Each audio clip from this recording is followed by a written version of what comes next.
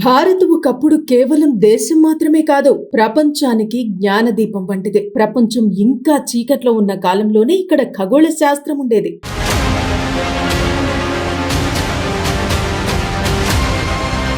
శస్త్రచికిత్స ఉండేది, గణితం ఉండేది, వైద్యం ఉండేది, తత్వశాస్త్రము ఉండేది. సున్నాని ప్రపంచానికిచ్చింది ఈ నేలే. గ్రహాల గమనాన్ని లెక్కించింది ఈ నేలే. ఆయుర్వేదంతో చికిత్సలు చేసింది కూడా ఈ నేలే. అలాంటి భారత జ్ఞాన వైభవానికి ప్రతీకగా నిలిచింది నలంద విశ్వవిద్యాలయం.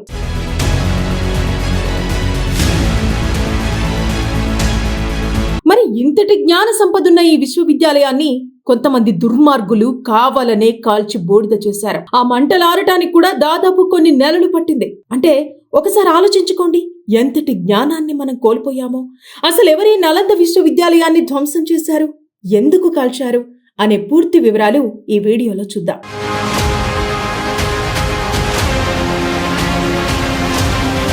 ప్రపంచంలోనే అతిపెద్ద జ్ఞాన కేంద్రం. వేలాది మంది విద్యార్థులు, లక్షలాది గ్రంథాలు, విదేశాల నుంచి వచ్చి చదివిన పండితులు.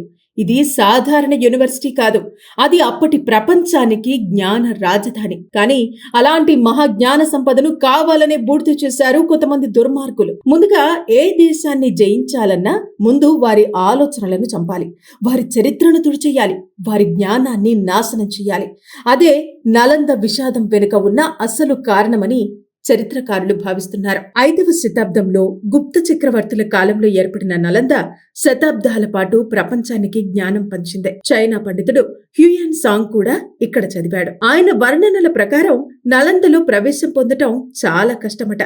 ఎంట్రన్స్ పరీక్షల్లో ఉత్తీర్ణులైన వాళ్లకే అవకాశం ఉండేది.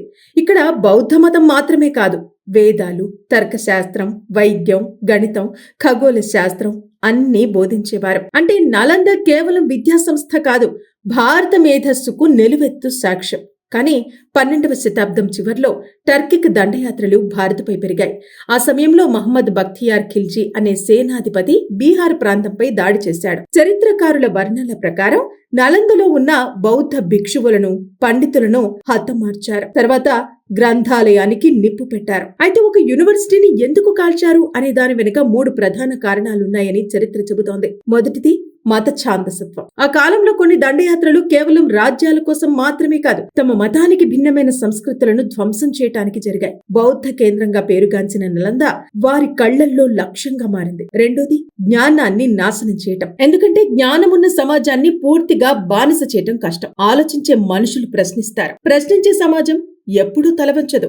అందుకే వారి పుస్తకాలు, విద్యా కేంద్రాలు, చరిత్రను ధ్వంసం చేస్తే తరతరాల జ్ఞానం అంతమవుతుందని భావించారు. మరి మూడోది భయాన్ని సృష్టించటం. నలంద లాంటి గొప్ప విశ్వవిద్యాలయాన్ని కాల్చేయటం ద్వారా ఎవ్వరూ ఎదిరించకూడదు అనే సందేశం ఇవ్వాలనుకున్నారు. కానీ వాళ్ళు కాల్చింది కేవలం భవనాలు కాదు, శతాబ్దాల పరిశోధనలు, అరుదైన వైద్య గ్రంథాలు, ఖగోళ విజ్ఞానం, భారత తత్వం, మన పూర్వీకుల మేధస్సు. ఆ లైబ్రరీలోని తాళపత్ర గ్రంథాలు అంత ఎక్కువగా ఉండటంతో మంటలు నెలల తరబడి ఆగలేదని కథనాలు చెబుతున్నాయి. అంటే ఒకసారి ఊహించుకోండి, ఆ గ్రంథాలు నేడు మన చేతిలో ఉంటే ఎన్ని రహస్యాలు బయటపడేవో, ఎన్ని శాస్త్రాలు మరింత ముందుకెళ్లేవో. అందుకే చాలా మంది చరిత్రకారులు ఒకటే మాట చెబుతారు, నలంద దహనం భారత జ్ఞాన యుగానికి జరిగిన అతిపెద్ద దెబ్బ అని. కానీ చరిత్ర మనకి ఇంకో పాఠం కూడా చెబుతోంది. పుస్తకాలను కాల్చొచ్చు, భవనాలను కూల్చవచ్చు, కానీ జ్ఞానాన్ని పూర్తిగా చంపలేరు కదా.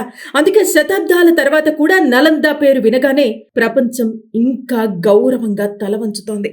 భారత్ ఒకప్పుడు కేవలం దేశం మాత్రమే కాదు, ప్రపంచానికి జ్ఞానదీపం వంటిది. ప్రపంచం ఇంకా చీకట్లో ఉన్న కాలంలోనే ఇక్కడ ఖగోళ శాస్త్రం ఉండేది.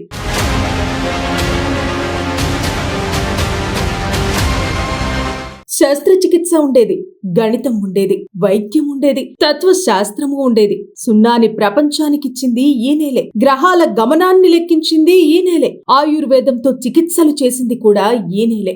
అలాంటి భారత జ్ఞాన వైభవానికి ప్రతీకగా నిలిచింది నలంద విశ్వవిద్యాలయం.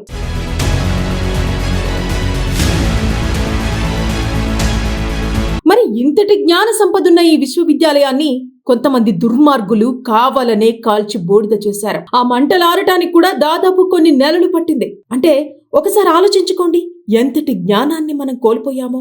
అసలు ఎవరి నలంద విశ్వవిద్యాలయాన్ని ధ్వంసం చేశారు, ఎందుకు కాల్చారు అనే పూర్తి వివరాలు ఈ వీడియోలో చూద్దాం.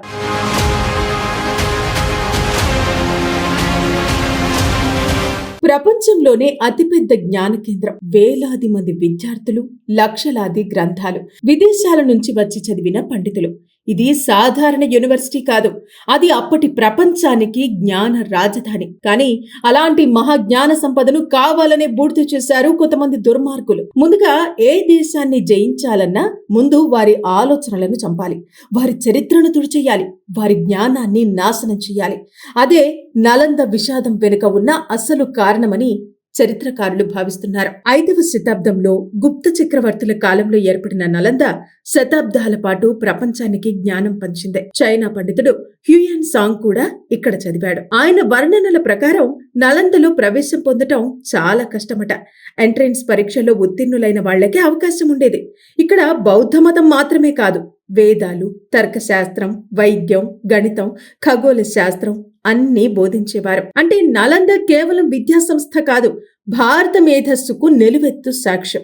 కానీ 12వ శతాబ్దం చివర్లో టర్కిక్ దండయాత్రలు భారత్పై పెరిగాయి.